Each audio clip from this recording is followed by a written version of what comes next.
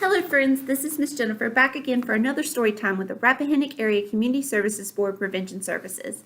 Today I'm going to read Alexander and the Wind-Up Mouse.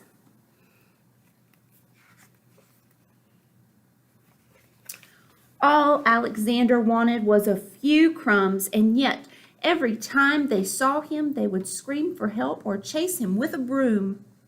Whew, it's hard to be Alexander.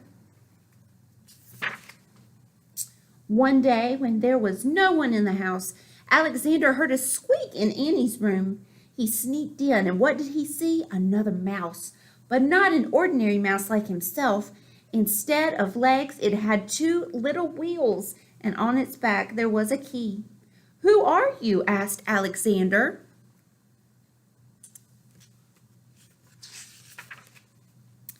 "I am Willie, the wind-up mouse, Annie's favorite toy. They wind me to make me run around in circles. They cuddle me, and at night I sleep on a soft white pillow between the doll and the woolly teddy bear. Everyone loves me." "They don't care much for me," said Alexander sadly, but he was happy to have found a friend. "Let's go to the kitchen and look for crumbs," he said. "Oh, I can't," said Willie. "I can only move when they wind me, but I don't mind. Everybody loves me."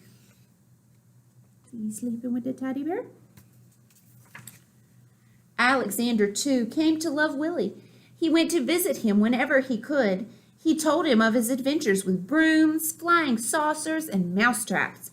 And Willie talked about the penguin, the woolly bear, and mostly about Annie. The two friends spent many happy hours together. But when he was alone in the dark of his hideout, Alexander thought of Willie with envy. "Ah," he said, "why can't I be a wind-up mouse like Willie and be cuddled and loved?" Oh. One day Willie told a strange story. "I've heard," he whispered mysteriously, "that in the garden at the end of the pebble path, close to the blackberry bush, there lives a magic lizard who can change one animal into another." "Do you mean," said Alexander, "that he could change me into a wind-up mouse like you?" That's a curiosity. That very afternoon, Alexander went into the garden and ran to the end of the path. "Lizard, lizard," he whispered, and suddenly there stood before him, full of the colors of flowers and butterflies, a large lizard. "Is it true that you could change me into a wind-up mouse?" asked Alexander in a quivering voice. "When the moon is round," said the lizard, "bring me a purple pebble." For days and days Alexander searched the garden for a purple pebble. In vain he found yellow pebbles and blue pebbles and green pebbles, but not one tiny purple pebble. It's hard. At last, tired and hungry, he returned to the house. In a corner of the pantry he saw a box full of old toys, and there between blocks and broken dolls was Willie. "What happened?" said Alexander, surprised. Willie told him a sad story. It had been Annie's birthday. There had been a party, and everyone had brought a gift. "The next day," Willie sighed, "many of the old toys were dumped in this box. We will be thrown away." Alexander was almost in tears. Poor Willie, he thought, but then suddenly something caught his eye. Could it really be? Yes, it was. It was a little purple pebble.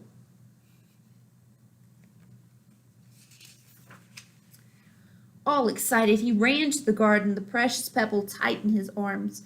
There was a full moon. Out of breath, Alexander stopped near the blackberry bush. "Lizard, lizard, in the bush," he called quickly. The leaves rustled, and there stood the lizard. "The moon is round, the pebble found," said the lizard. "Who or what do you wish to be?" "I want to be—" But Alexander stopped, and then suddenly he said, "Lizard, lizard, could you change Willie into a mouse like me?" The lizard blinked, and there was a blinding light, and then all was quiet. The purple pebble was gone. I wonder what happened. Alexander ran back to the house as fast as he could. The box was there, but alas, it was empty. Too late, he thought. and with a heavy heart he went into his hole in the baseboard. Something squeaked. Cautiously, Alexander moved closer to the hole. There was a mouse inside. Who are you? Said Alexander, a little frightened. My name is Willie, said the mouse. Willie, cried Alexander, the lizard did it. And he hugged Willie, and they ran to the garden path, and there they danced until dawn. I hope you enjoyed that story. It was fun. And I hope that you're staying happy, healthy, and making good choices. And I'll see you again soon. Bye.